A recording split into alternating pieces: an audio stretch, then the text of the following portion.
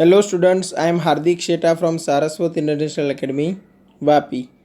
आज हम standard 10 subject science chapter number 3 metals and non metals को स्टार्ट करते हैं। तो जैसे आपको पता है मेटल्स और नॉन मेटल्स क्या है वो ऑलरेडी आपके सिलेबस में आ चुका है। ओके, मेटल्स के कुछ एग्जांपल्स के हम नाम याद कर लेते हैं, जैसे कि iron, aluminium, copper, magnesium, sodium, ये सब। ठीक है, मर्क्यूरी। ठीक है, और नॉन मेटल्स के भी आपको एग्जांपल्स पता होंगे। ठीक है, तो नॉन मेटल्स में कौन कौन से आएंगे, तो यही आप ले सकते हो, आयोडीन, सल्फर, कार्बन। ठीक है, ये सब आएंगे नॉन मेटल्स में। अब सबकी प्रॉपर्टीज़ क्या होती है, कैसे हम आइडेंटिफाई करें ये मेटल है या नॉन मेटल, तो हम उसके लिए सबसे पहले पढ़ेंगे फिज़िकल प्रॉपर्टीज़।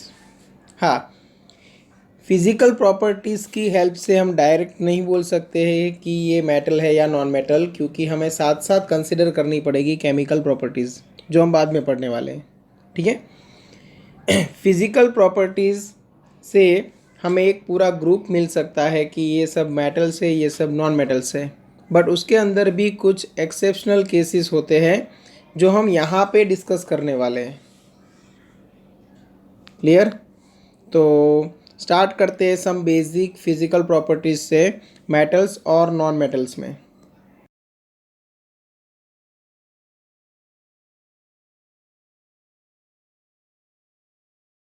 याद कर लेते हैं, उसके बाद एक्टिविटी 3.1, 3.2, 3.3, 3.4, 3.5, 3.6, 3.7 तक डिस्कस कर लेंगे। ठीक है, तो चलो स्टार्ट करते हैं। मेटल्स में सबसे पहले याद रखो, metals in their pure state have a shining surface. Okay, अगर मेटल प्योर स्टेट में है तो शाइनिंग सरफेस होगी। This property is called metallic cluster. आपको याद रखना है, विथ डेफिनेशन आपको याद रखना है। एग्जाम में डेफिनेशन भी आ सकती है कि मेटेलिक क्लस्टर है क्या। ठीक है, तो metals in their pure state have a shining surface, this property is called metallic cluster. याद रखना है। ओके, तो मेटल्स के पास मेटेलिक क्लस्टर जैसा कुछ होता है, मतलब शाइनिंग सरफेस होती है। नॉन मेटल्स में देखो, do not have a lustre, उनके पास ऐसी कोई शाइनिंग सरफेस होती नहीं है। हाँ, यहाँ पे हम एक्सेप्शनल केसेस की बात नहीं करते हैं, वो बात हम बाद में करने वाले हैं। ठीक है, तो यहाँ पे जो कॉमन डिफरेंस है वही हम यहाँ पे लिख रहे हैं। ठीक है, सेकेंड देखो, metals are generally hard. Generally बोला है, मतलब हर एक मेटल हार्ड हो ऐसा ज़रूरी नहीं है। ठीक है, metals are generally hard, solid non metals are generally soft. क्योंकि नॉन मेटल्स है वो सॉलिड, लिक्विड, गैसियस तीनों फॉर्म में हमें मिलती है, तो उसमें से सॉलिड जो नॉन मेटल्स है वो सॉफ्ट होती है।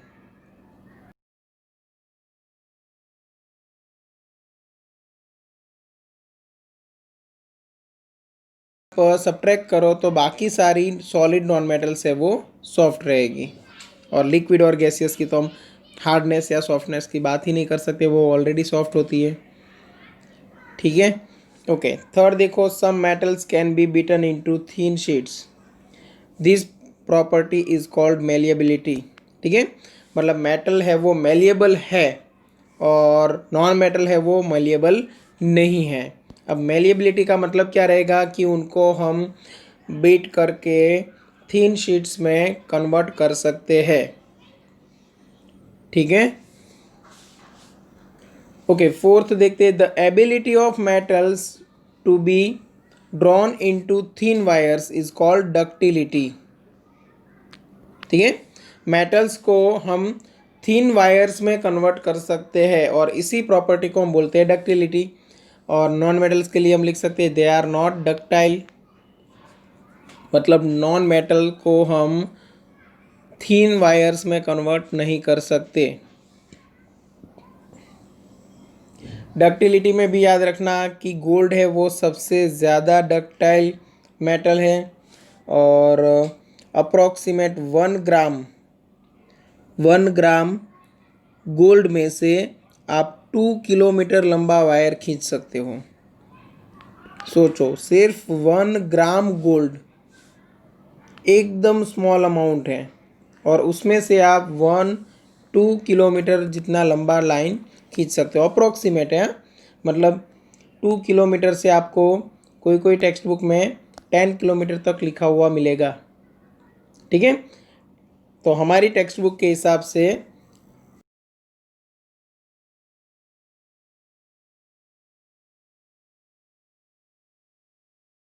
बना सकते हो, और जितना लंबा वायर आप बना सको उतनी ही डक्टिलिटी ज़्यादा।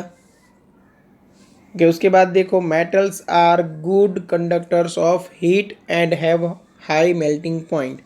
ये जनरली है, ठीक है, मतलब कोई कोई ऐसी मेटल्स हो सकती है जो हीट के अच्छे कंडक्टर्स नहीं हो सकते, मेल्टिंग पॉइंट लो भी हो सकता है, एक्सेप्शनल केस है ऐसे, उनकी बात हम बाद में करने वाले। ठीक है, और यहाँ पे नॉन मेटल्स के लिए आप लिख सकते हो they are bad conductors of heat and have low melting point. ठीक है, मेटल्स के लिए आप बोल सकते हो good conductor of heat, non metals के लिए bad conductor of heat. Metals के लिए लिख सकते हो they have high melting points, और नॉन मेटल के लिए लिख सकते हो they have low melting point. ठीक है, ये डिफरेंस मैं इसलिए आपको लिख के दे रहा हूँ क्योंकि एग्ज़ाम में आ सकता है। ठीक है, तो सेम ऐसे ही आपको डिफरेंस लिखने होंगे एग्ज़ाम में। कितने डिफरेंस हमने डिस्कस किए? 1 2 3 4 5 6 देखते हैं। Metals are good conductor of electricity, they are bad conductor of electricity, यहाँ पे आएगा नॉन मेटल्स में। ठीक है, तो मेटल्स के लिए आप बोल सकते हो good conductor of heat, good conductor of electricity. Non metals के लिए bad conductor of heat, bad conductor of electricity.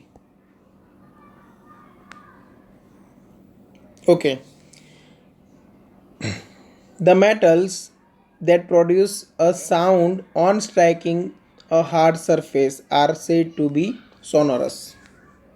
ठीक है,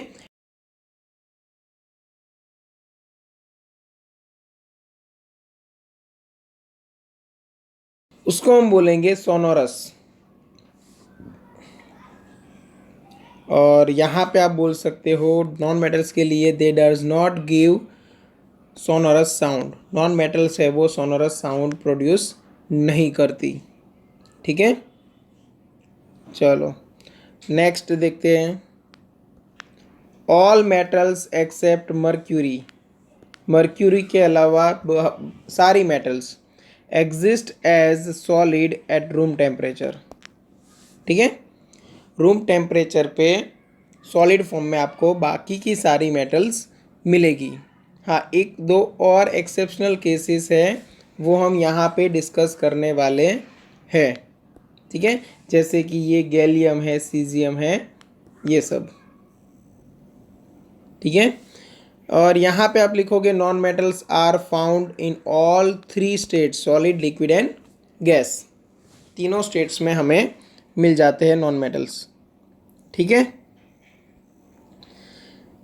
तो ये हो गई फिजिकल प्रॉपर्टीज़ दोनों की, मेटल्स की भी और नॉन मेटल्स की भी। और अगर आपको डिफरेंस बोले on the basis of physical properties तो भी यहाँ पे हमने लिखा है। जैसे जैसे वीडियो आगे बढ़ता जाए आप अपनी नोट्स में कॉपी करते जाओ। ठीक है, चलो अभी एक्सेप्शनल केसेस की बात कर लेते हैं। तो देखो यहाँ पे सबसे पहले याद रखना, all metals except mercury exist as solid at room temperature. Okay, you have observed that, activity की हम बाद में करने वाले हैं। You have observed that metals have high melting point but, देखो मेटल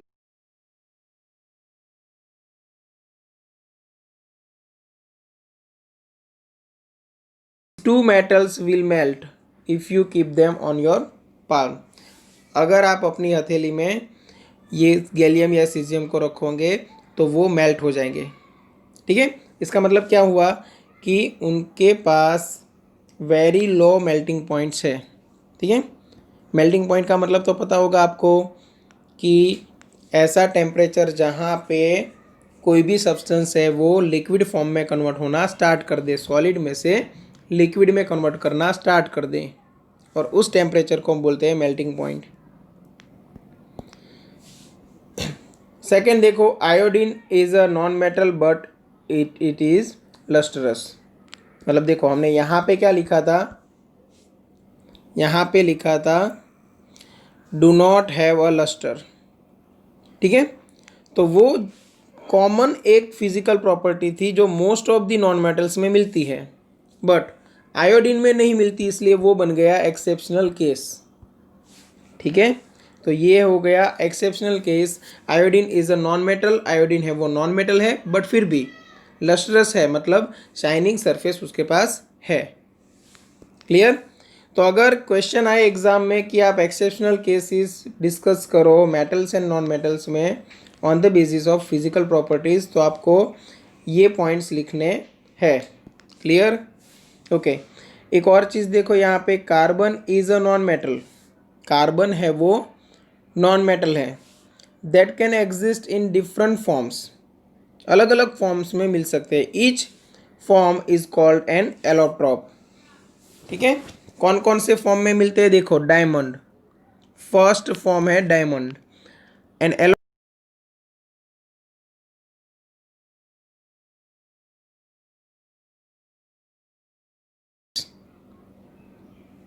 ठीक है, graphite another allotrope of carbon is a conductor of electricity. देखो ये एक्सेप्शनल केस हो गया क्योंकि कार्बन क्या है, नॉन मेटल, और नॉन मेटल के लिए हमने क्या लिखा था देखो यहाँ पे,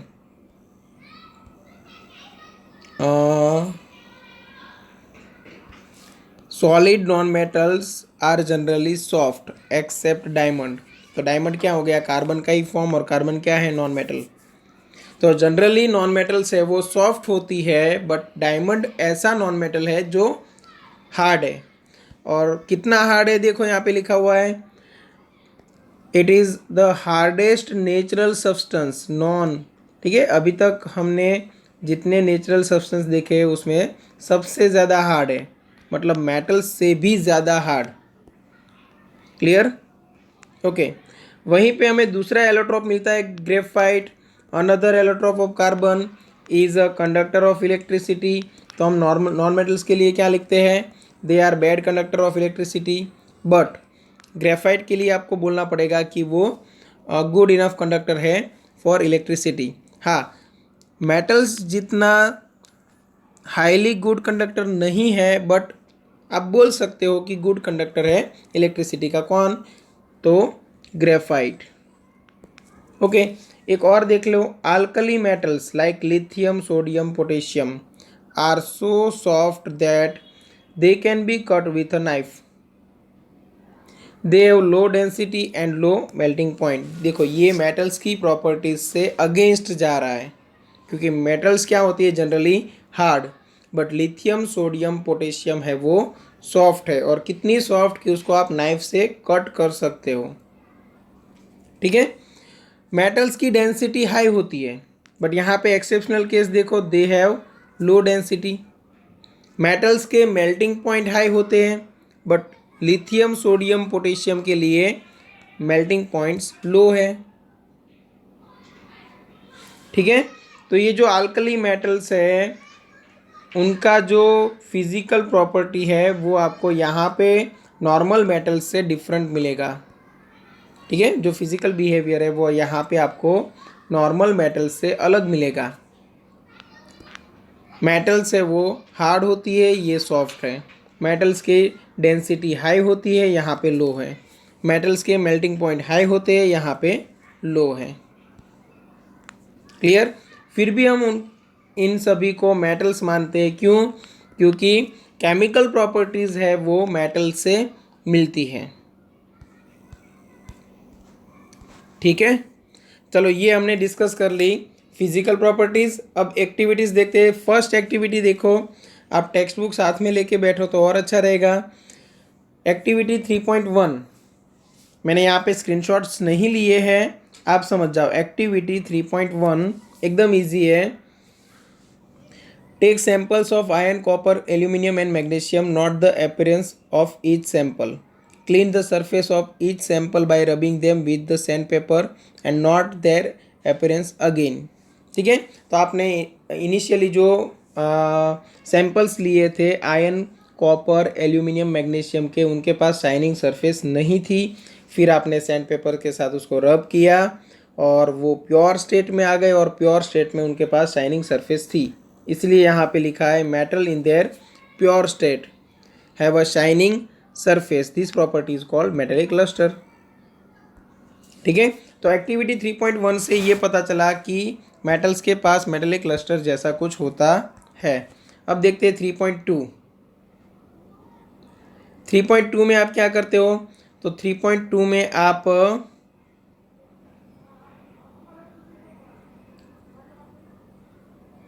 इसी सारी मेटल्स को लेते हो और नाइफ के साथ कट करने की ट्राई करते हो। नाइफ की हेल्प से आप कट करने की ट्राई करते हो। ठीक है, तो ये नाइफ की हेल्प से कट नहीं होते हैं।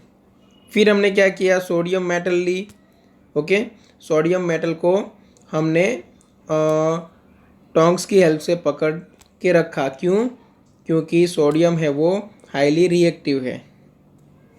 ठीक है, और उसको नाइफ की हेल्प से कट करने की ट्राई की तो वो सोडियम कट हो जाएगा क्योंकि वो सॉफ्ट है। ठीक है, इसीलिए आपको कंक्लूजन मिलेगा कि metals are generally hard and the hardness varies from metal to metal. हर एक मेटल में आपको हार्डनेस अलग अलग नज़र आएगी। ओके, 3.3 में आप क्या करते हो? फिर से आप कुछ सैंपल्स लेते हो जैसे आयरन, जिंक, लेड, कॉपर, ये सब। ठीक है, फिर place any one metal on a block of iron and strike it 4 और 5 टाइम्स विद द हैमर। ठीक है, व्हाट डू यू ऑब्जर्व? तो आप बोल सकते हो कि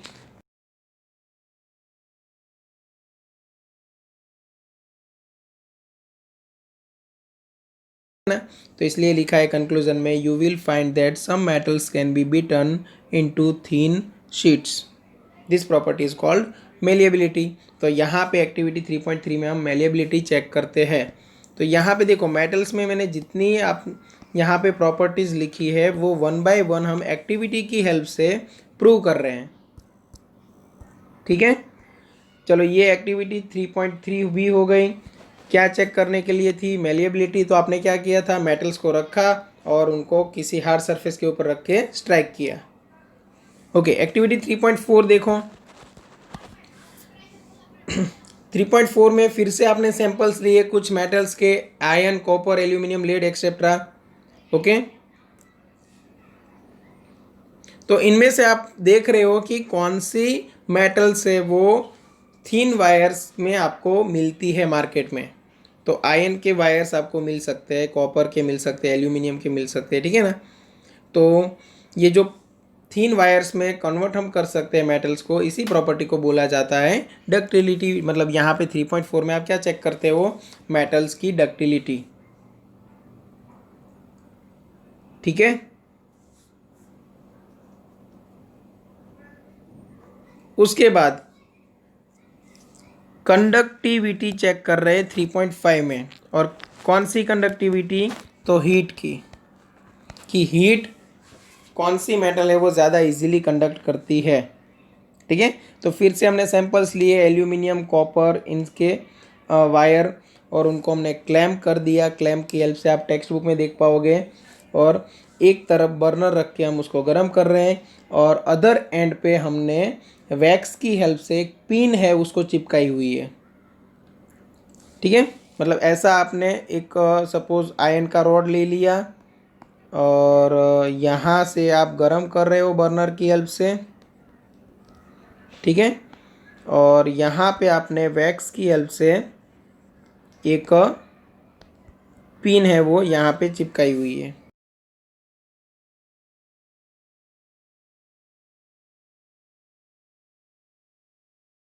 इसमें से हीट पास होगी तो ये पार्ट है, सेकेंड एंड है, वो गर्म होगा और गर्म होगा तो वैक्स है वो मेल्ट हो जाएगा। वैक्स मेल्ट हो जाएगा तो ये पिन नीचे गिरेगी। मतलब आप समझ जाओगे कि मेटल है वो इजीली हीट को कंडक्ट कर सकते हैं। ठीक है, तो यहाँ से आप चेक करोगे एक्टिविटी 3.5 से हीट कंडक्टिविटी मेटल्स में कैसी होती है। ठीक है, तो यहाँ से आपको पता चलेगा metals are good conductor of heat and have high melting point, क्योंकि जल्दी से मेल्ट भी नहीं होगी। The best conductors of heat are silver and copper. Lead and mercury are comparatively poor conductors of heat. ठीक है, सिल्वर एंड कॉपर की heat conductivity अच्छी होती है और वहीं पे लेड एंड मर्क्यूरी की थोड़ा मतलब कंडक्टिविटी है वो कम रहती है, इसलिए उनको बोला जाता है पुअर कंडक्टर ऑफ हीट। ठीक है, एक्टिविटी 3.6 में आप चेक करोगे इलेक्ट्रिकल कंडक्टिविटी, मतलब इलेक्ट्रिसिटी को इजीली पास करा सकते हैं या नहीं। तो आप डायग्राम में देखोगे एक बैटरी ड्रॉ की हुई है, बैटरी के साथ एक लैंप लगाया है और लैंप के साथ एक स्विच है और स्विच के साथ हमने यहाँ पे क्लिप्स रखी हुई है ऐसे।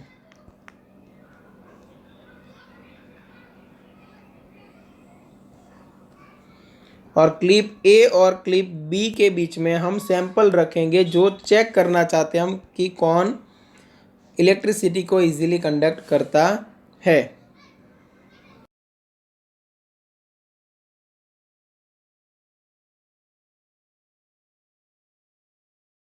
इजीली इलेक्ट्रिसिटी पास हो सकती है अगर मैं ए और बी के बीच में कोई सैंपल रख दूँ।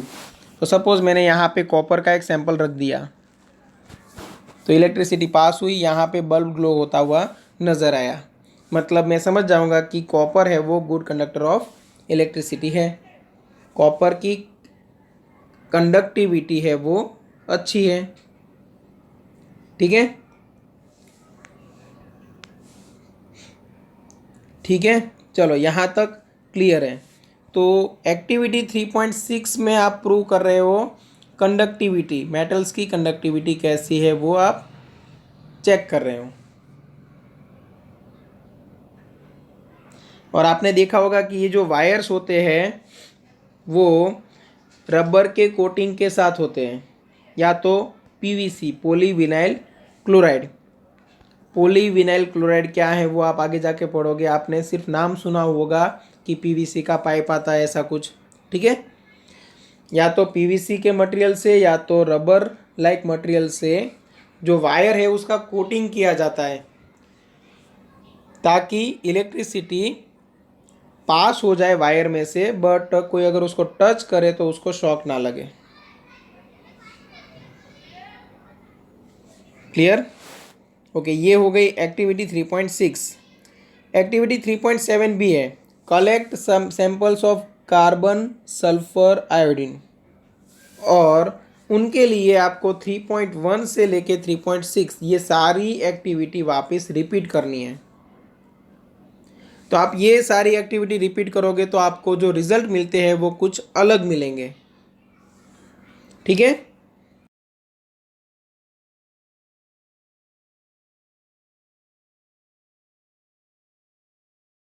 और वो हमने यहाँ पे पढ़ा।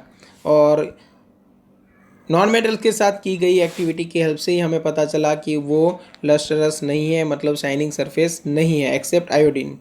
फिर यहाँ पे सॉफ्ट है solid non metals accept diamond. ठीक है, दे आर नॉट मेलिएबल, ये भी पता चला। दे आर नॉट डक्टाइल, मतलब उनमें से हम थिन वायर्स नहीं बना सकते।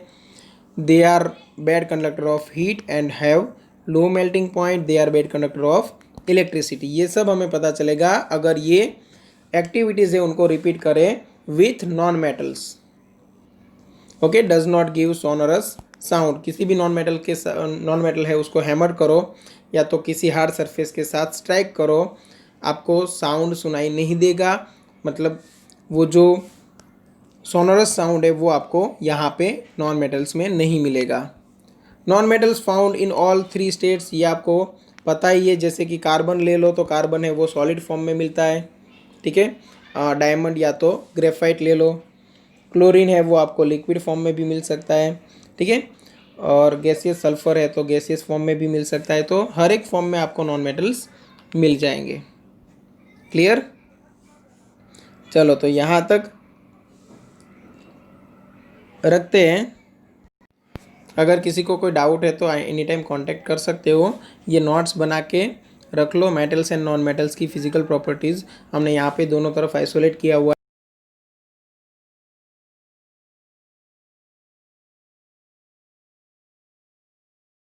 कर सकते हो। Thank you.